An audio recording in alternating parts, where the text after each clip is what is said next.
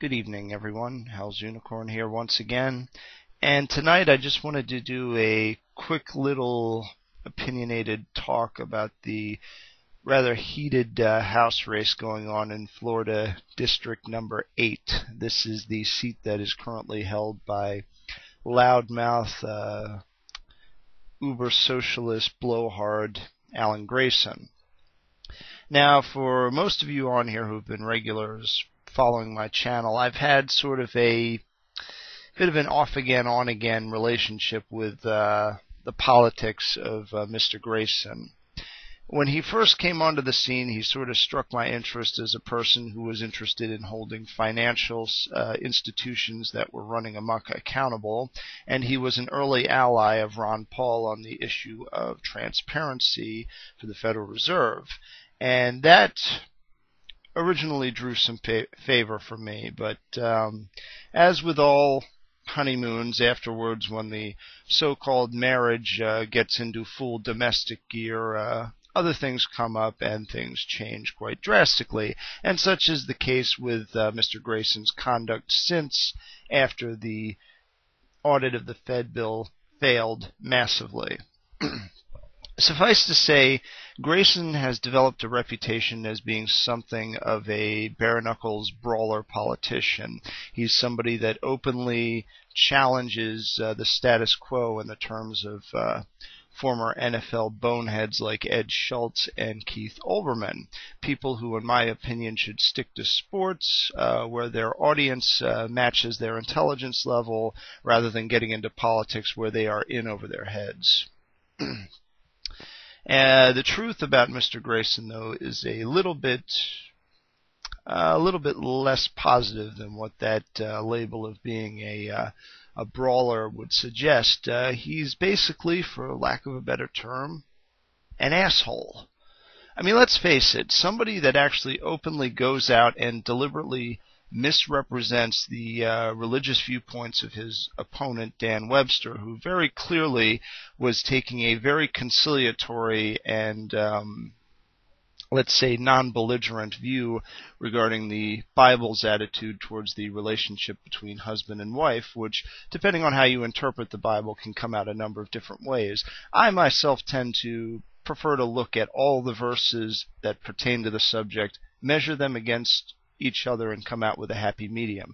Daniel Webster was not doing this. He was actually taking the more progressive and liberal approach, if you'll forgive the expression, by only focusing on the positive ones that has to do with loving your wife as much as you love God, which is very true and is something that every husband must do. But naturally, there are also verses that talk about a household that is organized with the husband as the head of the household, and for many present-day progressive thinkers, that's a very offensive way of thinking, but it is nonetheless what the Bible says.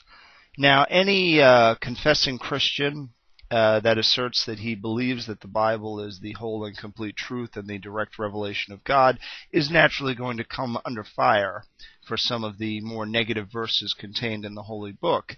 However, what Grayson did was utterly despicable and underhanded. He basically chopped up quotes from a speech that Webster gave and gave the impression that Webster was a backwater offshoot of Tertullian-style subordination of women approach to Christianity that we have not seen since the 2nd century, and which had probably a pretty sizable effect on the doctrines of marriage that are currently found in Islam, Islam itself being a heresy that sprang directly out of Eastern Christendom. And thus came the title, Taliban Dan, I think they called it, or whatever. Well, anyway, it was very offensive, and it basically was the last nail in a rather sizable coffin that had already had some other nails jammed into it over the past year or so, where Grayson has basically been going out and defending all of the insanity that Obama has perpetuated on this country, all the bailouts, all of the takeovers of entire industries. It's just a complete mess.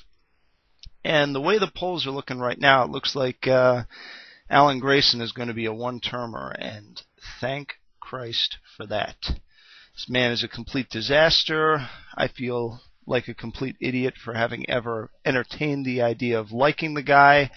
And I think that he, along with just about every other Democrat that supported the audit the Fed bill, were being extremely disingenuous. I think possibly the only exception to that would be Dennis Kucinich.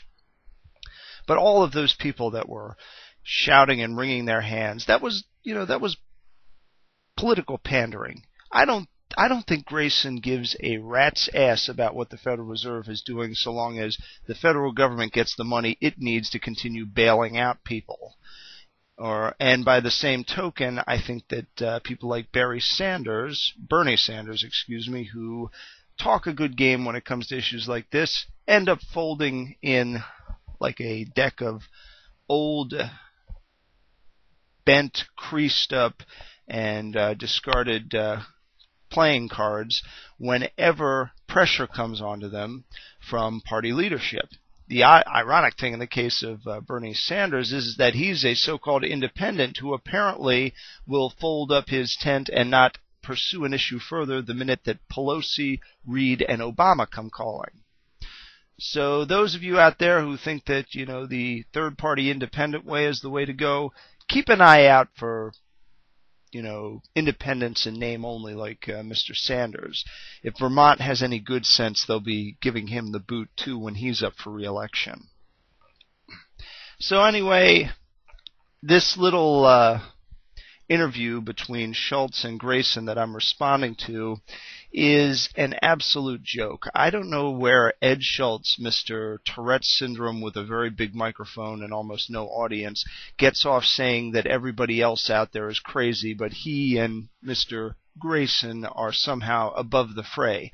No, Mr. Schultz, you are dead square in the middle of it, and you are helping make it worse. I have listened to your show, and I've listened to the shows of other equivalents to you, such as good old Mike Malloy, the shouting stoner, who I get a real chuckle out of listening to, and you guys are basically the reason why the Tea Party is here in the way that it is, and why it's as belligerent as it's become. It's a reaction to your belligerence, and it'll probably take an act of God for you to realize that, because you're a very obstinate and stubborn man, which I guess goes with the territory of being a pin-headed former NFL commentator, but I digress.